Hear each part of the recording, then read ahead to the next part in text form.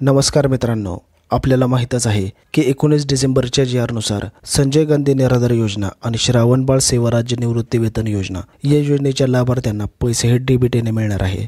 शासनाने मोठा निर्णय घेतला आहे आणि आता लाभार्थ्यांच्या खात्यांमध्ये थेट अनुदान जमा होणार आहे। त्यामुळे ही माहिती पूर्ण बघा आणि आपल्या इतर लोकांपर्यंत पोहोचवा। व्हिडिओ सुरू करण्यापूर्वी या व्हिडिओला लाईक करा, चॅनलला सबस्क्राइब करा आणि जास्तीत जास्त लोकांपर्यंत हा व्हिडिओ शेअर करा, कारण आपण संजय गांधी निराधार योजनेशी संबंधित व्हिडिओ अपलोड करत असतो।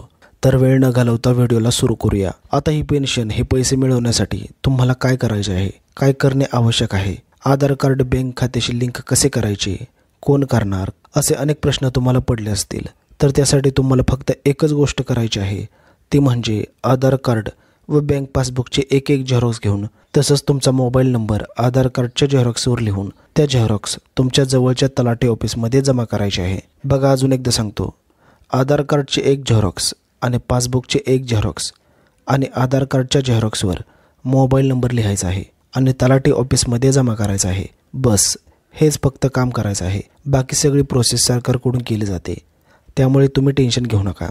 जर हे काम केले नाही तर हप्ता मिळवण्यासाठी उशीर लागू शकतो, कारण जर तुम्ही कागदपत्र जमा केले नाही तर जुन्या पद्धतीनेच पैसे मिळतील आणि जुन्या पद्धतीने पैसे मिळायला खूप उशीर लागतो आणि जुनी पद्धत फक्त जानेवारी महिन्यापर्यंतच आहे। जसे की 19 डिसेंबरच्या जी.आर.मध्ये सांगितलं होतं, जानेवारी नंतर तुम्हाला कागदपत्र जमा करावीच लागतील। त्यामुळे आत्ताच सर्व कागदपत्रे लवकरात लवकर जमा करून घ्या। तर मित्रांनो, ही होती महत्त्वाची अपडेट। बाकी व्हिडिओ जर महत्त्वपूर्ण वाटला असेल तर लाईक आणि शेअर करा आणि संजय गांधी निराधार योजनेच्या अपडेटसाठी चॅनलला सबस्क्राइब करा, कारण आपण या योजनेच्या संबंधितच व्हिडिओ बनवत असतो। तर भेटूयात अजून एका अपडेट बरोबर। तोपर्यंत जय हिंद, जय महाराष्ट्र।